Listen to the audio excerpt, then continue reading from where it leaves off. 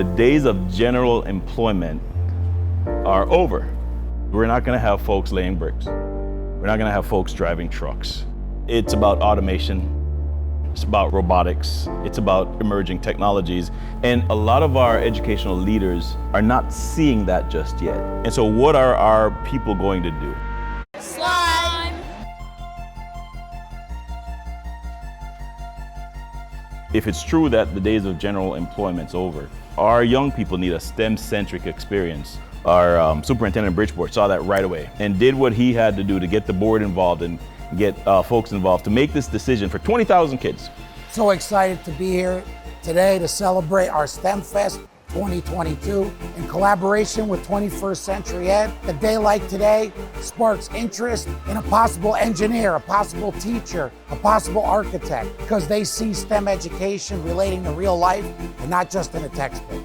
So they can see it, they can touch it, they can experience it. Flying drones and rockets and levitation and all of these cool experiences. And then you have their parents and their teachers and their colleagues. And all of a sudden now, the culture is shifting because it's not just about what you can do in the classroom, it's firing up the entire community to say, hey, look, you have a whole lot of young people in this community. If given the opportunity, they could be the next rocket scientists. So when we look at these school districts that are really rocking it, you have a leader who is saying, look, you can't argue with a ready kid. In 5th grade, we had 2 teachers who combined their ideas. And they kept creating, and then finally they did some robotics in the classroom with the kids, all hands on. Well, that class, that particular class, had 45% at or above proficient in the science SBAC, on the NGSS SBAC. And what's the average across the district? Average across the district might be, 17 to 23%, Wow. depending on the school. This is what matters, and this is what the kids love. And so this is what they will work at and what they will focus on. And all kids, not just the bright ones, all kids. As of here and now, with this proclamation, going to declare Bridgeport, with the position of the superintendent, a STEM city. A STEM city. It gives our kids the tools they need to find the jobs that they may be interested in. It opens opportunities for them that they never had before. The name of my project was Spinning Falls.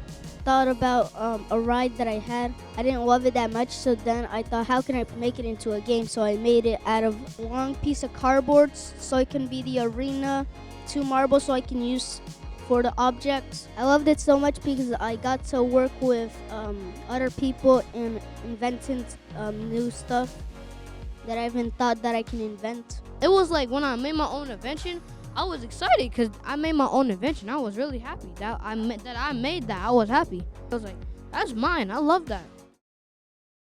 So my name's Zachary Alves. I was the head teacher at the Lego robotics program here at ACES at Chase in Waterbury, Connecticut. I'm a physical education teacher, so this is a little bit out of my wheelhouse.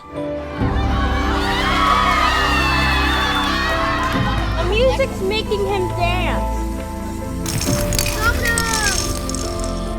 I think words like engineering and science and mathematics can be a little intimidating for some people. I didn't even start the programming. We want our students to know that STEM deals with any subject that you'll choose to do later on in your life. So if you're not able to troubleshoot and know the basics of STEM, then it's going to be difficult to pursue careers that you want to pursue and advancing those careers. This isn't just come and build Legos. This is communication, collaboration, all those necessities in the 21st century. I think once they kind of have that clarity that, okay, we're going to mess up, like that's kind of what we're here to do, like messing up is part of success, that's when we saw a lot more success in the builds in the class as a whole. In the past, I don't know how many years, education was built for work. Work has changed, education is not. And the industry that is out there now is shifting fast. The only way these students have access to this change is through the adults. So today you're gonna do a lot of learning. You're gonna get messy, you're gonna be frustrated, you're gonna have questions, and that's fine because that's the part of the change. If we don't engage kids in these experiences, they will not do it, and then we expect them to go out there and find a job that requires them to do it. STEM and design thinking, we almost use them synonymously. Working collaboratively, you're communicating in different ways, you're critical thinking, problem solving, all sorts of things. So your scenario is, Congratulations, I have just hired you as sneaker art designers. So we've got 1 potential client, 2 potential clients. Okay, ready, set, go. Favorite color's purple. Favorite season? Winter. Beaches, favorite vacations, beach area, anything tropical. Favorite foods, Italian. I love flowers, roses. I love music. I love jazz, I love hip hop, I love classical. Adults are just big students. So they got messy today during the Fizz activity with the sneakers.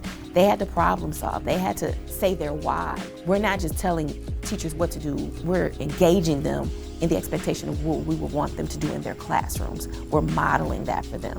They walked away with something that could be applied no matter if they are a math teacher, a science teacher, a STEM teacher, a PE teacher, an art teacher.